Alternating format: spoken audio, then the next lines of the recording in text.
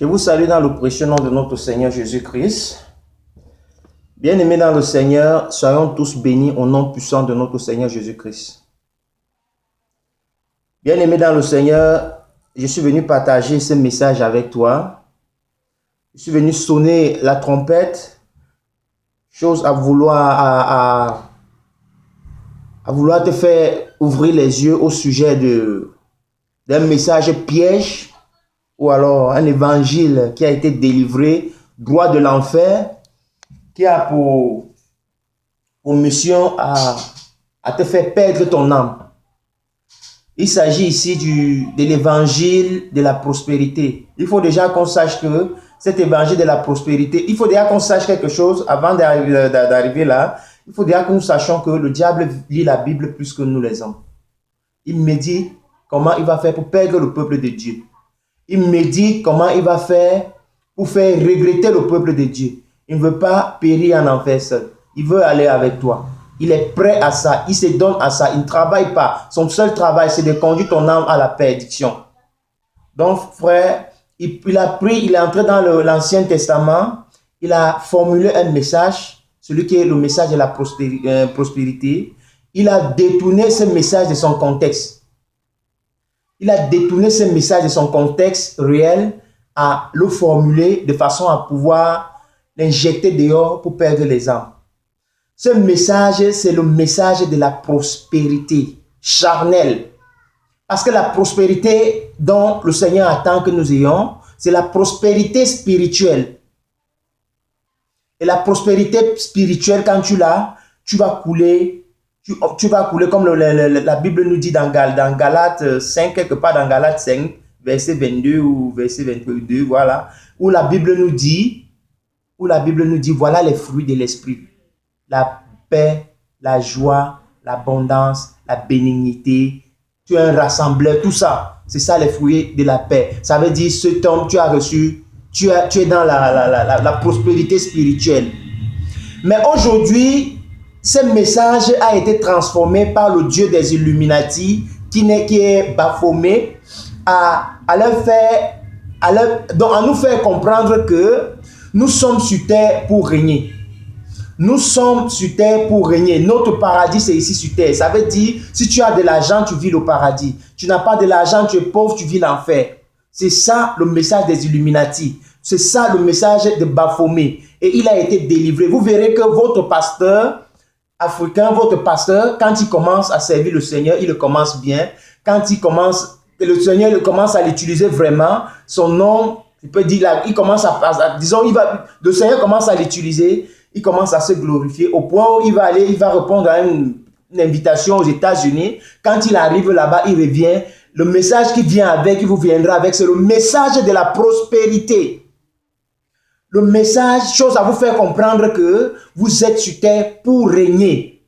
Mon ami, si tu n'es pas prospère, ça veut dire qu'il y a un problème. Mon frère, ma soeur, je te dis ce matin que c'est un message piège. C'est un message qui vient te distraire à ne pas chercher le message exact que le Seigneur nous a laissé.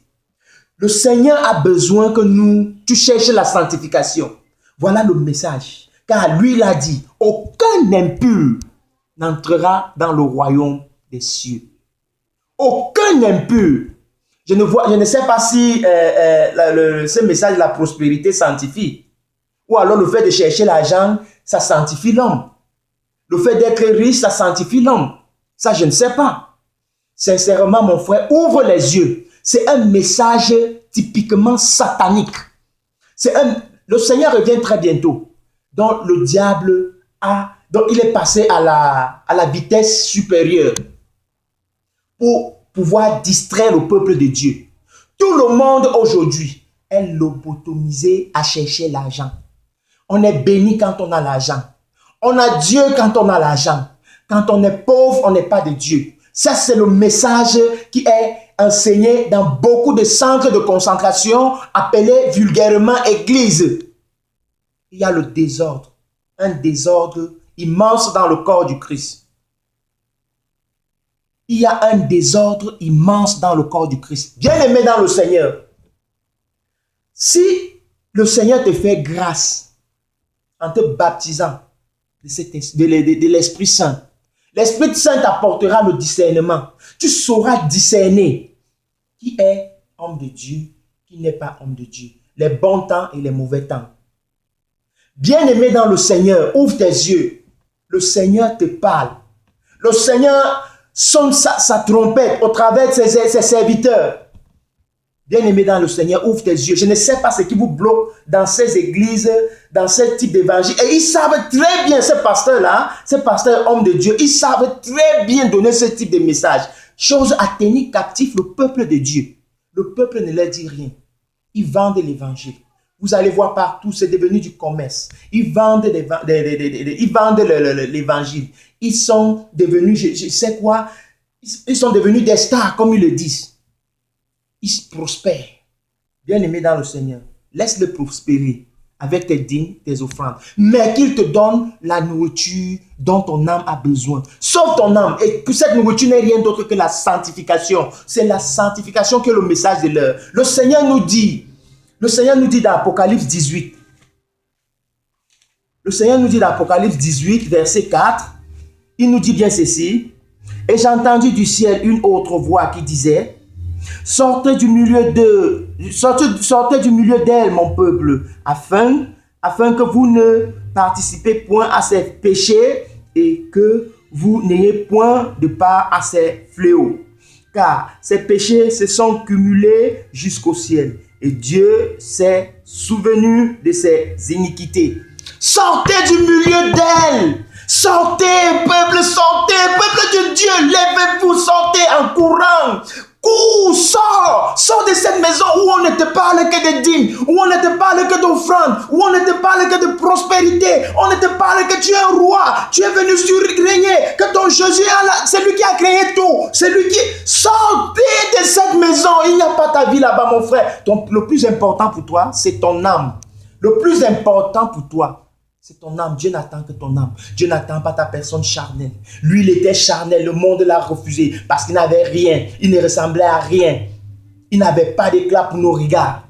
Donc, le monde l'a rejeté. Le monde va te rejeter. Il ne regarde que ton âme. Sortez du milieu du peuple où on te parle visa. La maison du Seigneur n'est pas une ambassade où on va chercher le visa. La maison du Seigneur n'est pas un lieu de rencontre où on va chercher le mariage. La maison du Seigneur n'est pas, le ministère d'emploi où on va chercher le travail. La maison du Seigneur n'est pas un endroit où on va chercher ses désirs charnels. La maison du Seigneur est un endroit où l'Esprit de Dieu, le corps de Christ se retrouve pour adorer l'Éternel notre Dieu.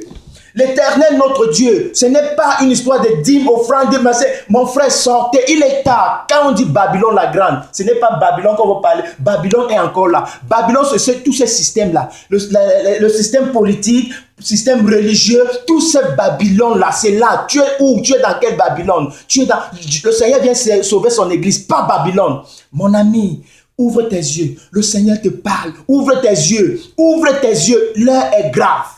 L'heure est grave, mon ami. L'heure est grave. Sauve ton âme. Aide le Seigneur à te sauver. Aide le Seigneur à te sauver. Oh mon Dieu, mon roi. Merci Père. Je suis sûr que le Seigneur te fera grâce. Décide-toi afin que le Seigneur te sauve. Il t'a dit, sors, va où? Va à la maison, prie ton Dieu. Sortez du milieu d'elle, mon peuple. Sortez du milieu d'elle. Va à la maison, prie ton Dieu.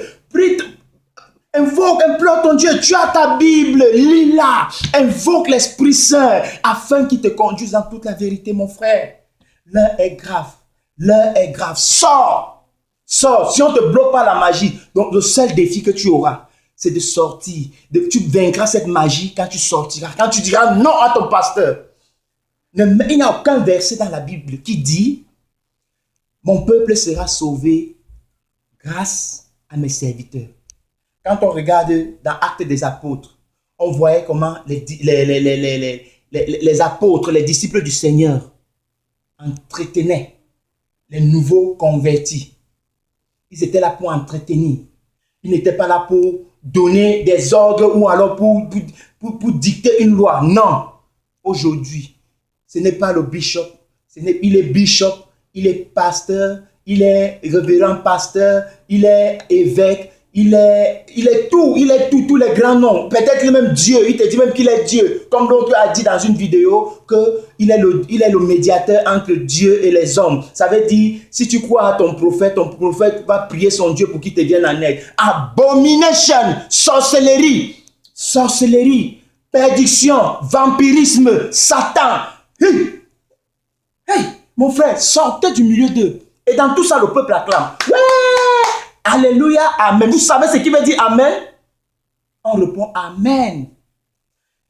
Amen. Sortez du milieu d'elle, le peuple de Dieu. Que l'Éternel, notre Dieu, nous fasse grâce et nous délivre de Babylone. De ce Babylone, de ce centre de concentration, de perdition. Oh Seigneur, merci Père. Sois béni mon frère, sois béni ma soeur. Que la main de l'Éternel nous guide, nous conduise. Au nom puissant de Jésus.